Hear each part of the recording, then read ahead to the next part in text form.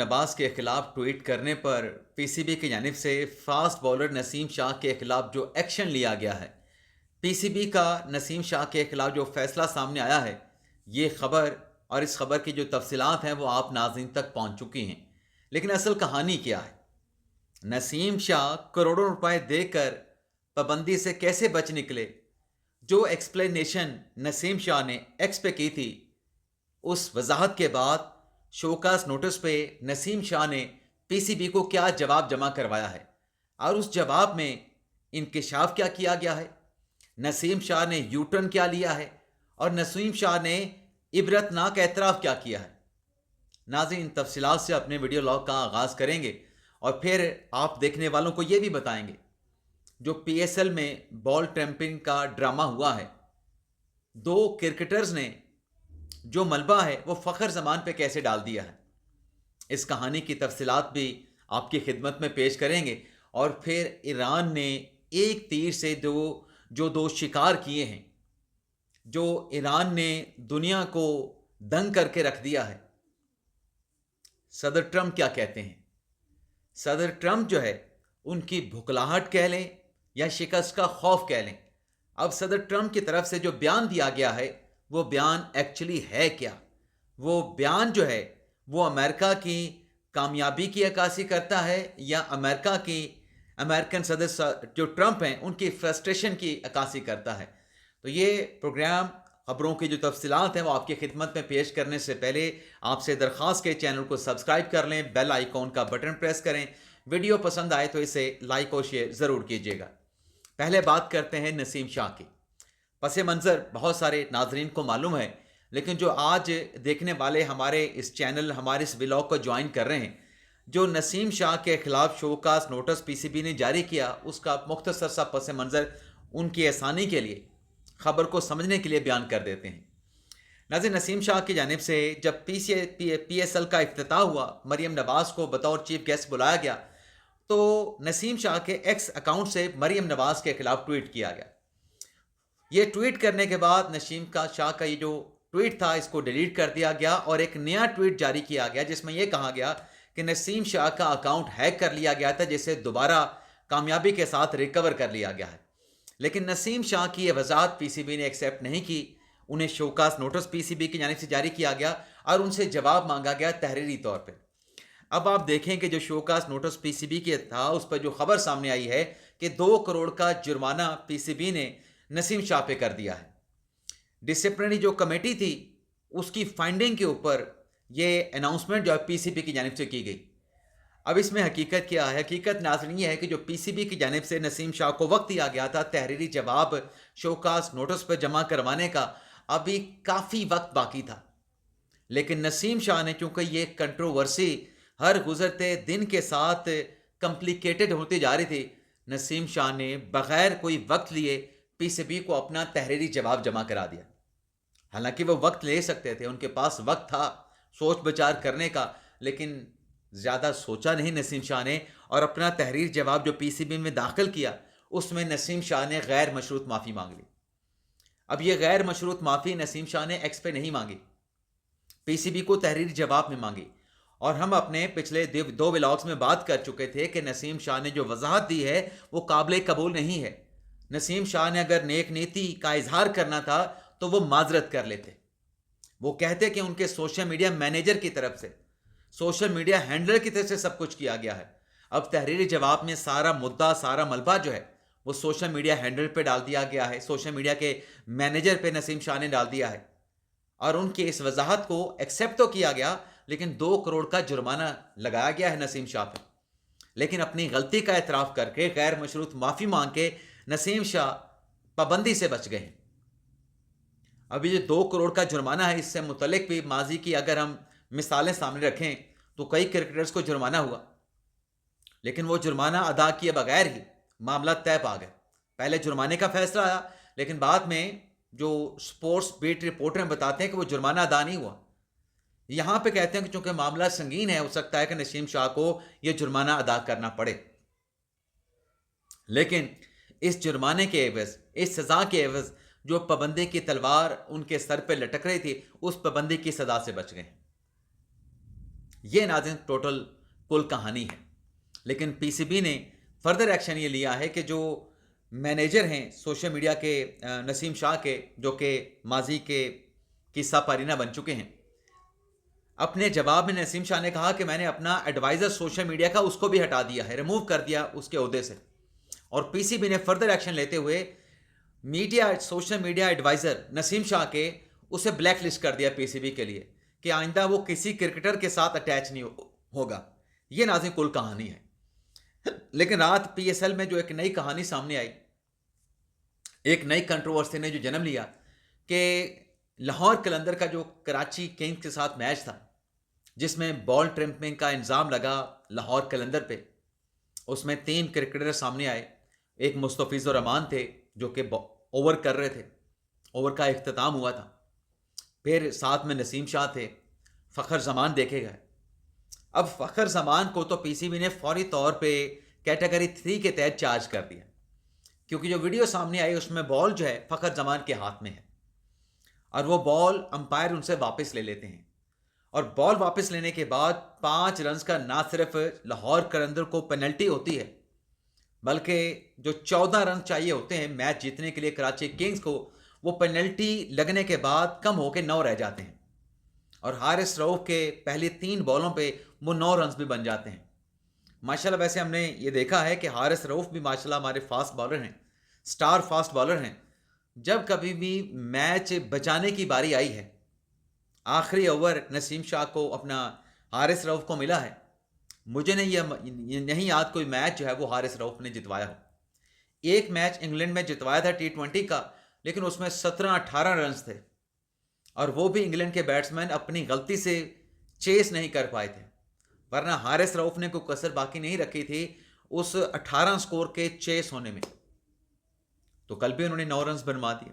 اب ماضی کے کرکٹر وسیم اکرم ہوں، وقار یونس ہوں، یا ایون کے سکلین مشتاق بھی ہوں، سکلین مشتاق نے بھی آخری اوور میں 7-8 رنز سے میچ جتوایا ہوا ہے، میچ بچایا ہوا ہے. آخری اوور میں 7 یا 8 رنز انگلینڈ کو چاہیے تھے اور انگلینڈ میں میچ ہو رہا تھا. اب یہ جو کنٹروورسی بال ٹیمپرنگ کے سامنے آئی ہے، اس میں آپ یہ دیکھیں کہ اگر بال کے ساتھ چھیڑ چھاڑ کرتے ہیں تو وہ بالر کرتے ہیں.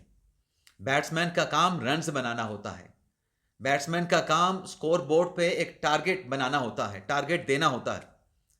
وہ بڑا ہو چھوٹا ہو، لیکن وہ بیٹسمین ہی ٹارگٹ دیتے ہیں. بیچ میں آل راؤنڈرز کا کردار بھی ہوتا ہے، ٹیل اینڈر کا کردار بھی آ جاتا ہے. لیکن جو بالر ہے نا، گیند کو چمکانا کس سائڈ سے ہے، گیند کرنی کیسے ہے، کس لینتھ پہ کرنی ہے، یارکر کرنا ہے، ان سوئنگ کرنی ہے، آؤٹ سوئنگ کرنی ہے یا باؤنسر مارنا ہے، گیند کو چمکانا ہے نہیں چمکانا، یہ ساری چیزیں بالرز طے کرتے ہیں. اب اس میں کیٹیگری 3 میں چارج شیٹ تو ہو گئے فخر زمان. اگلے 24 گھنٹوں میں 36 گھنٹوں میں انہیں سماعت کا موقع بھی دیا جائے گا. لیکن جو کیپٹن ہیں لاہور قلندر کے، ان سے جب یہ پوچھا گیا کہ یہ سب کچھ کیا ہوا، آپ اس پہ کیا کہتے ہیں، تو شاہین شاہ افریدی کہتے ہیں کہ میرے تو علم میں کچھ نہیں، کیمروں سے دیکھیں گے، پھر جو بات ہوگی کیا ہوا ہے پھر اس بات کا پتہ چلے گا. یعنی شاہین شاہ کہتے ہیں کہ مجھے تو پتہ ہی نہیں کہ بال ٹیمپرنگ ہوئی کیسے ہے، بال کو کیوں تبدیل کرنا پڑا. دوسری طرف آ جاتے ہیں سکندر رضا، جو کل کے میچ کے بعد میڈیا بریفنگ کے لیے آئے، میڈیا کانفرنس کے لیے آئے. ان کی طرف سے بھی سارے معاملے سے لا علمی کا اظہار کر دیا گیا.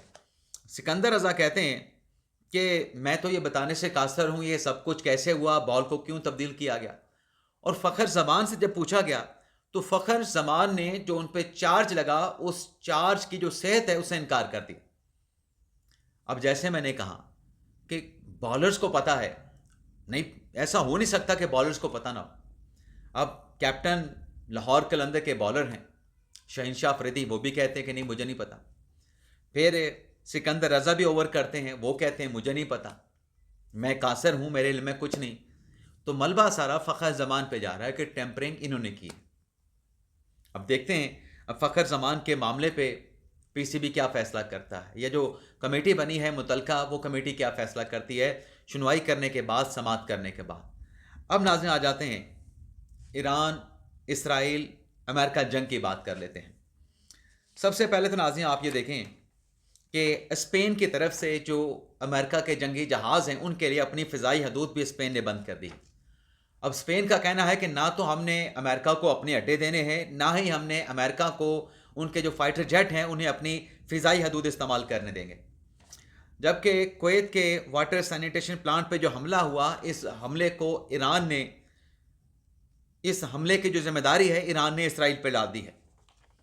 دوسری طرف مصر کے صدر کی طرف سے سٹیٹمنٹ دیا گیا ہے، آپ اس کو سٹیٹمنٹ کہہ لیں، خبردار کرنا کہہ لیں یا خدشے کا اظہار کرنا کہہ لیں. اس میں یہ کہا گیا ہے کہ اگر یہ جنگ ایران، اسرائیل، امریکہ کشیدگی کا خاتمہ نہیں ہوا تو جو پیٹرولیم مصنوعات کی قیمتیں ہیں وہ $200 کو ٹچ کر جائیں گی، جس کے بڑے سنگین اثرات ہوں گے. اور ساتھ میں مصر کے صدر نے کہا ہے کہ اس جنگ کا خاتمہ صدر ٹرمپ کر سکتے ہیں، اور اگر اس جنگ کا خاتمہ نہ کیا گیا اور توانائی کی تنصیبات کو ایران کی میں جو بنی ہیں، جو پیٹرولیم مصنوعات ہیں، اگر ان کو ٹارگٹ کیا گیا تو پھر پیٹرولیم مصنوعات کی دستیابی کے اوپر جو ایک بڑا کوشچن مارک آ جائے گا اور قیمتیں پیٹرولیم مصنوعات کی مزید بڑھ جائیں گی. اب صدر ٹرمپ کی طرف سے کیا کہا جا رہا ہے؟ مذاکرات کا جو پروسیس ہے اس پہ تو اسحاق ڈار صاحب کل چین جائیں گے، چین کے ساتھ جا کے خطے کی صورتحال پہ تبادلہ خیال کریں گے، بات چیت کریں گے. لیکن صدر ٹرمپ کی طرف سے آج جو نیا سٹیٹمنٹ سامنے آیا ہے اس میں ایک تو ان کی طرف سے جو موجودہ قیادت ہے ایران کی، نئی قیادت کو معقول رجیم قرار دیا گیا ہے. اور صدر ٹرمپ کہتے ہیں کہ موجودہ جو قیادت ہے معقول بھی ہے، نئی ہے، اس کے ساتھ ہمارے مذاکرات ہو رہے ہیں. لیکن ساتھ میں انہوں نے متنبع کیا کہ اگر نئی قیادت کے ساتھ جو کہ مذاکرات چل رہے ہیں اور اچھے مذاکرات ہو رہے ہیں ایران کے ساتھ، لیکن اگر معاہدہ آئندہ دنوں میں، آنے والے دنوں میں طے نہیں پاتا تو پھر صدر ٹرمپ کا یہ کہنا ہے کہ ہماری جو موجودگی ایران میں ہے، صدر ٹرمپ کا کہنا ہے کہ ہماری جو موجودگی ایران میں ہے، یعنی جو جنگ ہم نے ایران پہ مسلط کر رکھی ہے، اس جنگ کا خاتمہ، اس موجودگی کا خاتمہ اس نقطے پہ ہوگا کہ امریکہ جو ہے ایران کے توانائی کے جو تنصیبات ہیں، پیٹرولیم مصنوعات کے جو کنویں ہیں، جو خارج جزیرہ ہے، اسے تباہ کرنے کے بعد امریکہ اس جنگ سے نکل جائے. اب یہ جو سٹیٹمنٹ ہے صدر ٹرمپ کا، اس سے آپ دھمکی بھی کہہ سکتے ہیں، ایران کو تھریٹ کرنا بھی کہہ سکتے ہیں کہ جلد از جلد آپ مذاکرات کو فائنلائز کریں، یا پھر جو پس پردہ ڈپلومیسی جو مذاکرات چل رہے ہیں اس پہ اپنا ایک وزن، اپنا ایک جو پلڑا ہے اس کو بھاری رکھنے کے لیے یہ ایک امریکن صدر کا ٹیکٹکس بھی ہو سکتا ہے، یعنی ہتھ کنڈا بھی ہو سکتا ہے.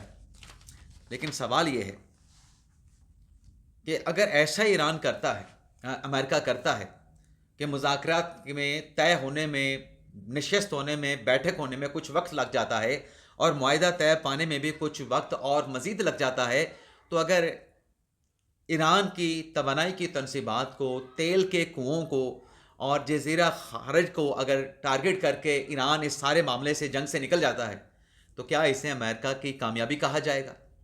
کیا اسے امریکہ کی شکست کہا جائے گا؟ یا جو ایران کی طرف سے اس جنگ کے مسلط ہونے کے اوپر جو جواب دیا گیا ہے، کیا اسے امریکہ کی بھکلاہٹ میں میدان چھوڑ کے بھاگنا کہا جائے گا؟ یہ آپ ناظرین جو ہے وہ کمنٹ باکس میں بتائیں گے. لیکن ایران کی طرف سے بڑا واضح سٹیٹمنٹ دیا گیا ہے، اور ایران کا بیان ایسے ہی ہے کہ جیسے ایک تیر سے دو شکار کرنا. آپ اسے ایران کا ماسٹر سٹروک بھی کہہ سکتے ہیں. ایران یہ کہتا ہے کہ ہم براہ راست امریکہ کے ساتھ مذاکرات نہیں کر رہے. ایران براہ راست امریکہ کے ساتھ مذاکرات سے انکاری ہے. لیکن دوسری طرف ایران یہ کہتا ہے کہ ثالثوں کے ذریعے امریکہ کے ساتھ پیغامات کا تبادلہ ہوا ہے. اب وہ پیغامات کا تبادلہ ڈیفینیٹلی پاکستان کے تھرو ہوا ہے. امریکہ کا پرپوزل ایران تک پاکستان نے پہنچایا ہے، ایران کا پرپوزل پاکستان نے امریکہ تک پہنچایا ہے. تو امریکہ تو بظاہر جس پوزیشن میں ہے، جو صدر ٹرمپ کی بظاہر فرسٹریشن نظر آ رہی ہے، اور اس کی وجہ ان کے خلاف اب جو مظاہرے ہیں، احتجاج بھی شروع ہو چکے ہیں، جس میں کہا جا رہا ہے امریکن عوام کی طرف سے کہ ہمیں بادشاہ قبول نہیں. جو امریکہ کا پیسہ ہے امریکہ کی عوام کی فلاح و بہبود پہ خرچ ہونا چاہیے، تو یہ اسرائیل کی جنگ امریکہ نہ لڑے. دیکھتے ہیں مذاکرات اور ثالثی کے پروسیس کے سلسلے میں اسحاق ڈار صاحب جو ہے وہ چائنا جا رہے ہیں، وہاں سے کیا خوشخبری سامنے آتی ہے. اور جیسے صالح ظفر صاحب نے آج اپنی ایکسکلوسیو خبر میں ایک اور خوشخبری دی ہے کہ جو اسلام آباد میں 4 رکنی جو کانفرنس ہوئی ہے، اس کانفرنس کا جو نتیجہ ہے وہ اگلے 36 سے 48 گھنٹوں میں سامنے آئے گا. تو اگلے 24 گھنٹوں میں یا 36 گھنٹوں میں یہ ڈیڈ لائن بھی گزر جائے گی. تو ڈیفینیٹلی جیسے صدر ٹرمپ صاحب اپنی باتوں میں وہ سخت باتیں بھی کر جاتے ہیں، اپنے بیانات میں، اپنی تقریروں میں، میڈیا کے ساتھ گفتگو میں، وہیں وہ مذاکرات کو بھی کہیں نہ کہیں وہ انڈورس کر رہے ہیں کہ مذاکرات ہمارے چل رہے ہیں اور بڑے اچھے مذاکرات چل رہے ہیں، اور نئی لیڈرشپ کی، ایران کی نئی لیڈرشپ کی وہ تعریف بھی کرتے ہیں. تو اللہ کرے کوئی مثبت نتیجہ نکلے اس مذاکرات کا، ادروائز تو پھر ہم سب کے لیے تباہی ہے. اجازت چاہتے ہیں ناظرین. پاکستان زندہ باد.